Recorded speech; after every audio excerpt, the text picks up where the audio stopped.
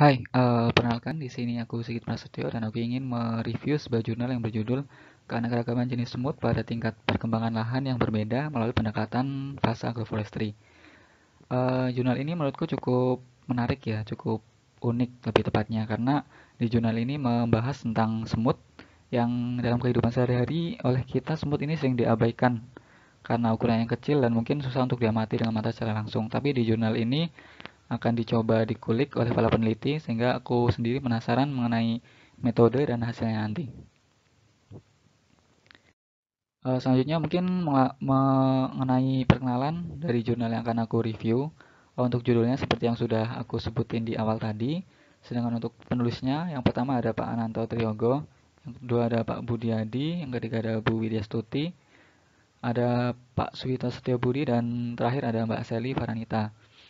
Untuk jurnal ini sendiri terbit pada tahun 2019 dan merupakan bagian dari Jurnal Ilmu Kehutanan volume 13 nomor 2. Untuk teman-teman ketahui, Jurnal Ilmu Kehutanan ini sendiri merupakan seperti portal web yang isinya ini merupakan jurnal-jurnal yang diterbitkan oleh Civitas Akademika Fakultas Kehutanan UGM dari dosen atau mungkin dari mahasiswa jika ada. Oke, selanjutnya mungkin langsung saja ke tujuan penelitian dan latar belakang. Untuk tujuan penelitian dalam jurnal ini adalah untuk mengetahui struktur semut yang menyusun ekosistem agroforestry. Sedangkan latar belakang penelitian yang dilakukan adalah semut sering menjadi bioindikator dalam perubahan lingkungan, termasuk di dalamnya perubahan penggunaan lahan seperti dalam agroforestry. Oleh karena itu, pada penelitian ini akan diteliti mengenai komunitas semut pada tingkat agroforestry yang berbeda, baik pada tingkat agroforestry awal saat tanaman pokok berusia 1 tahun, agroforestry tengah saat tanaman pokok berusia 2 tahun, dan agroforestry tingkat lanjut yang tanaman pokoknya sudah lebih dari 5 tahun. Jadi secara singkatnya, semut itu sering menjadi bioindikator dalam perubahan penggunaan lahan, dan dalam penelitian kali ini perubahan penggunaan lahan yang dimaksud adalah perubahan penggunaan lahan dari lahan hutan menjadi lahan pertanian dalam sistem agroforestry, dan akan dicari apakah semut ini bisa dijadikan bioindikator atau tidak. Oke, selanjutnya mengenai metode penelitian dari jurnal ini adalah yang pertama dari lokasi. Lokasi penelitian ini dilakukan di Dusun Langeran Kulon, daerah istimewa Yogyakarta. Untuk waktu koleksi serangganya atau koleksi sembunyinya itu dilakukan selama periode musim kemarau. Lebih tepatnya pada bulan April, Mei, Juni, Agustus, dan September. Terus untuk lokasi pengamatannya itu seperti yang sudah saya sebutkan tadi, ada pada 3 lokasi yang berbeda, terutama 3 tingkatan agroforestry yang berbeda, dengan plot ukur yang berbentuk square atau kotak berukuran 20 x 20 meter, dan diletakkan secara purposif dengan pertimbangan kondisi tanaman pokok dan topografinya. Terus untuk metode yang digunakan ada dua saat pengumpulan semut. Yang pertama metode pitfall trap dan yang kedua adalah penangkapan langsung. Untuk metode pertama atau metode pitfall trap, teman-teman mungkin bisa lihat di gambar yang sudah saya sediakan. Kurang lebih gambarnya seperti ini. Jadi ada seperti gelas plastik dengan diameter 7 cm dipendam ke dalam tanah sampai menyisakan bibir gelasnya saja. Dan di dalam ini kalau di penelitian itu bukan ditambahkan alkohol, tapi ditambahkan sabun atau deterjen. Fungsinya mungkin agar ini ya, agar semut yang masuk bisa segera mati sehingga lebih mudah untuk penangkapannya karena semutnya tidak pergi-pergi atau mencoba untuk keluar lagi.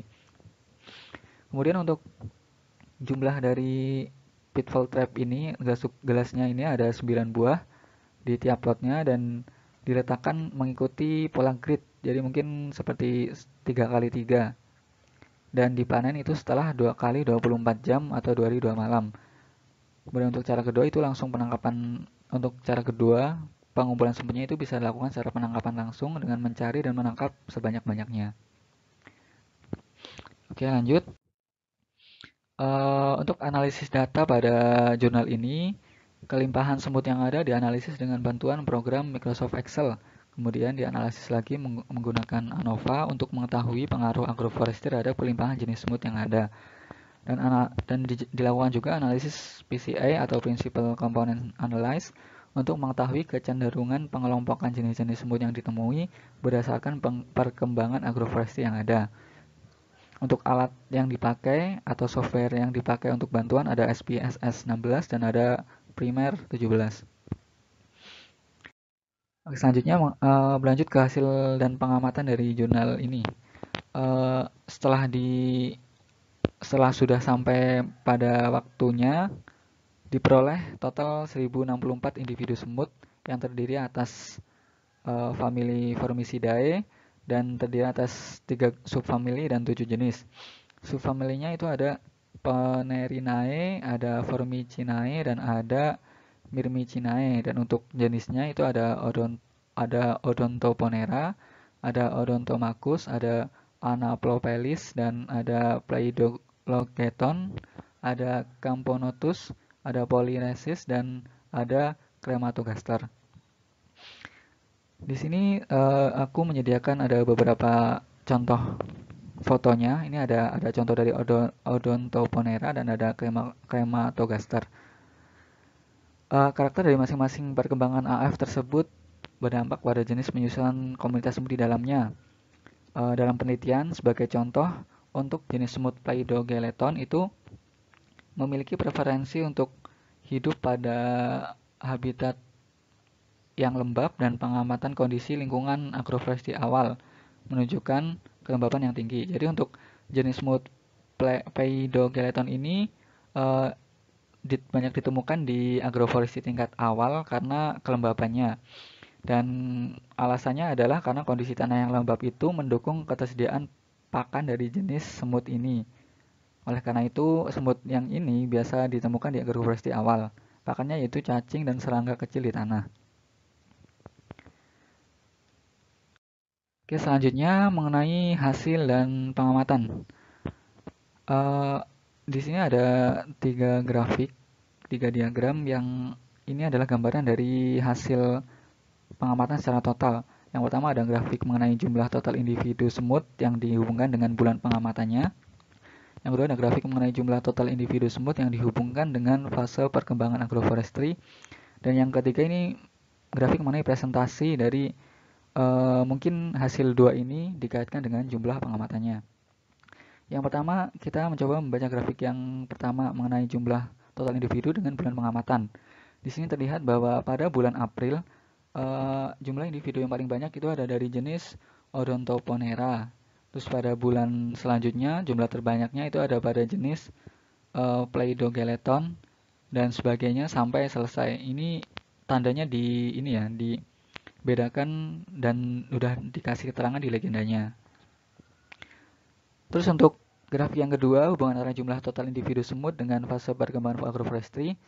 Kalau terlihat di sini cukup ada perbedaan, tetapi untuk jenis Odontoponera itu tidak ada perbedaan berarti, di mana di agroforestry awal, tengah maupun lanjut itu ditemukan dalam jumlah yang relatif sama.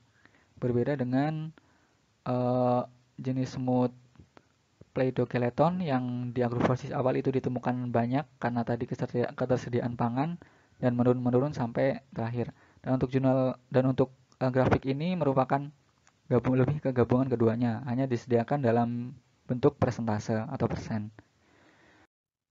Selanjutnya untuk kesimpulan dari jurnal yang aku review, kesimpulan utamanya adalah bahwa perbedaan kondisi ekosistem pada agroforestry itu tidak mengakibatkan perbedaan jenis, namun lebih berdampak pada kemelimpahan semut dan kelompok fungsionalnya. Jadi mungkin nanti yang bisa dijadikan indikator, yang bisa dijadikan bioindikator itu bukan jenis semutnya, tetapi kemelimpahan atau ketersediaan atau jumlahnya dari semut-semut itu di masing-masing fase agroforestry yang ada. Dan untuk jenis-jenis yang sesuai pada kelompok agroforestry awal itu sesuai untuk kelompok jenis GM, agroforestry tengah itu sesuai untuk kelompok DO dan GM, setelah agroforestry lanjut itu sesuai untuk kelompok FO. Untuk kode-kode GM AF, untuk kode GM DO dan FO ini bisa dilihat kembali di jenis semutnya di awal ya teman-teman. Kemudian ini untuk sumber jurnalnya saya sediakan link untuk mendownloadnya jika nanti teman-teman ingin membacanya secara mandiri. Dan mungkin itu saja review jurnal dari saya. Terima kasih sudah menonton, terima kasih sudah memperhatikan. Mohon maaf apabila ada kesalahan dan sekian. Wassalamualaikum warahmatullahi wabarakatuh. Terima kasih.